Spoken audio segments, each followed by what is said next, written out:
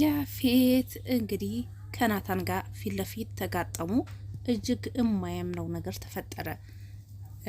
ቢኒያም እጅግ በጣም ውስጡ አዝኖ ተጎድቶ በጽዮን አዘነ። ኤፍራታ ግን የደከመችው የለፋችው የከፈለችው ዋጋ በሙሉ ከንቱ ሆነ ብላ እጅግ በጣም አዘነች። ቤዛ አዲስ ፍቅር እያጣጠመች ነው። ነገር ግን ያው ፍቅሩ የሰው መሆኑ ባይገባትም ነገር ግን እጅግ አሪፍ ጊዜ እያሳለፈች ነው ማለት ነው። ሉሊት ግን ቁጭ ብላ ጆ ያስታመመች ነው። የሷ እንኳን ይገንባታል ቁጭ ብለን ቢሆን በነገራችን ላይ የሷ መላስዋን አይሞትም። ጽዮን ግን እጅግ በጣም አዝናለች። ነገር ግን ዲያራ እጅግ በጣም ሰው በአንዴ እንዴት እንደዚህ ይፈቀራል? ናታንን አፍቅራው ያዝም ልቀቁኝ ያለች ነው። የናታን እናት ግን በያፌት የባሰች እጅግ በጣም ኃይለኛ። ናታንን እንግዲህ መጨረሻው ማይወጣበት ወጥመድ ውስጥ እንዳይከቱት እፈራለሁኝ። እሱ ግን ሁሉም ከስር መስረታቸውን ለማጥፋት እየታገለ ይመስለኛል። ለዛም ዋጋ እየከፈለ ያለው። አሰላሙ አለይኩም ወራህመቱላሂ ወበረካቱ። ተናፋቂ የሆናችሁ የአይሽ ቤተሰቦች እንዴት ናችሁ? ሰላም ናችሁ ወይ? ሁላችሁንም በያላችሁበት ያለ ህዝነት ረድኤት አይለያችሁ፣ አላህ ይጠብቃችሁ። ሀገራችን ሰላም፣ ህዝባችን ሰላም አላህ ያድርግልን።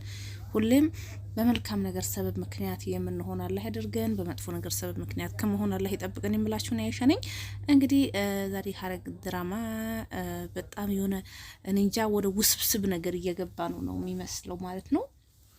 ምክንያቱም እንግዲህ አቤል ያፌት እንግዲህ ዘመድ ነኝ ብሎ የሚል ከያፌት በላይ ክፋትን የሚያስብ የሚሰራ የሚፈልገው ነገር አንዳንዴ ሰው እውነቴ ነው የምላችሁ ዘመዱን ይመስላል፣ ውሎውን ይመስላል፣ ቤተሰቡን ይመስላል የሚባለው እውነት ነው። የሚፈልገውን ነገር ለማድረግ በኃይል በጉልበት መጠቀም የሚፈልግ ልጅ ነው እንደ ያፌት ማለት ነው።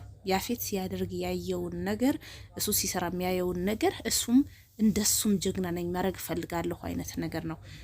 ከዚህ ውስጥ ምን እንማራለን? አንዳንዴ የሆነ ክፉ ሰው አቅራቢያ ክፉ ሰው ሲኖር ክፉ ቤተሰብ የሚያደርግ ነገር ተው የሚል ከሌለ እንደዚህ ክፋትን ትለምዳላችሁ ማለት ነው።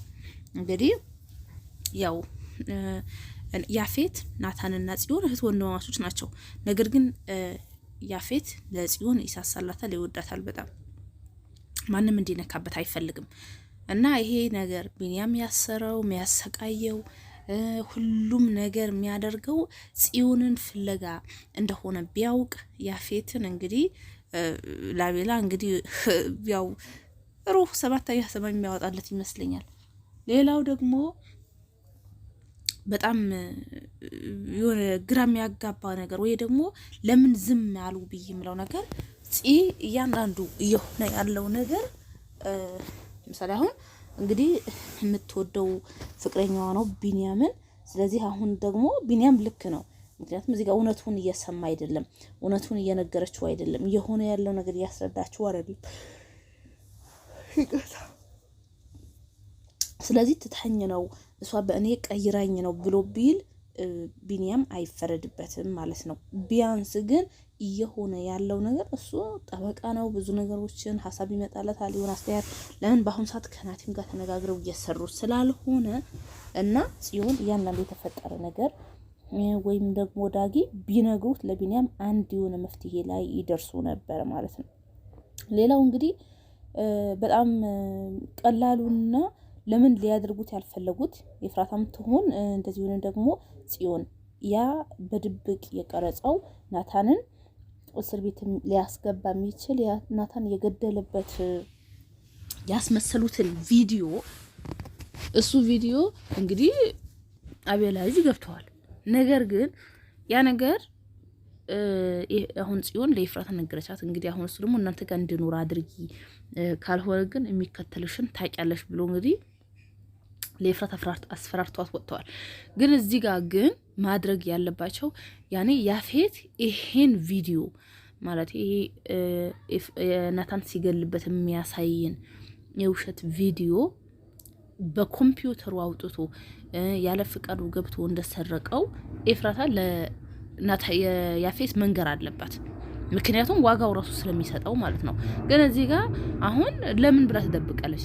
አሁን ተጋደች ያፌት የራሱ የሆነ ነገር ማንም ሲወስድበት ሲነካበት እንደማይወድ ያን ያወቀች። ስለዚህ ይሄ ልጅ አይ አንተ እኔን ለማንም እንዳትናገሪ ብለኸኝ ነው አንተ ያገባሁህ። አንተም ቢሆን ለምን ለሱ አሳልፈ ሰጠህ? እንዴት ሊወስተው ቻለ? እንደዚህ ብላ ኢፍራታ ለያፌት ብትነግረው እንግዲህ አቤላ ያው ያሳፍረው ነበረ ማለት ነው። ለምን እንዴት አንተ ብትደፍረኝ ነው ገብተህ የወሰድከው? ምን አስበህ ነው? አንደኛ ቢኒ አስረኸው እንዴት አስሬ ቢኒን ወስተህ አስርከው ነው ለማለት አሁን ደግሞ ገብተህ ይሄ ነገር ማድረግህ ከኔ ምንድነው የምትፈልገው ብሎ እንደውም የሆነ አቴንሽኑ ወደ እንትና ያደርግ ነበረ፣ ወደ አቤላ ያደርግ ነበረ ማለት ነው።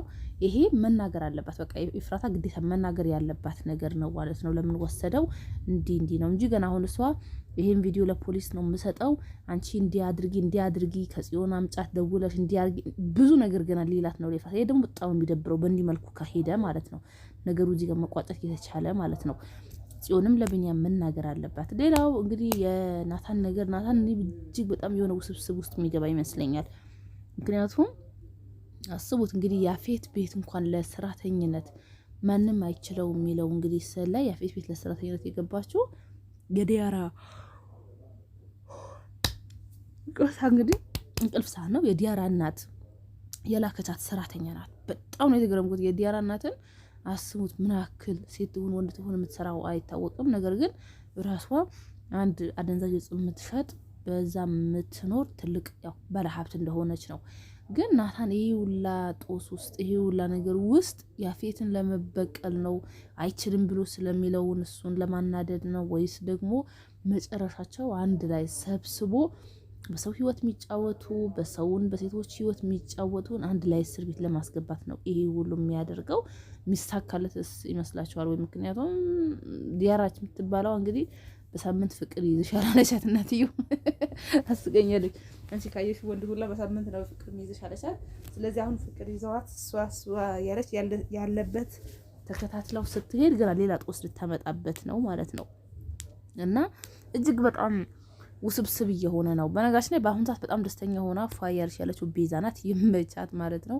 አንዳንዴ ቀና ስትሆኑ መልካም ስትሆኑ ሌሎቹን የጎዳችሁ ሳትሄዱ በራሳችሁ ህይወት ብቻ ስትጓዙ ለናንተ መልካም ቀና የሚያስቡ ሰዎች ይመጣል። ግን ዞሮ ልጁ ያፍቅራት እንጂ እዛው የተወሳሰበ ነገር ነው። የልጁ እናት የራሱ አባት ሁን የገደለች በዚህ አደንዛዥ ብቻ የሆነ ነገሩ ክትፍትፍ ነው። ዲያራን ከናታን ደግሞ ከዛች ወንድሟ ደግሞ ከቤዛ በጣም የሚገርም አይነት ጥልፍልፍ ነገር ነው ማለት ነው።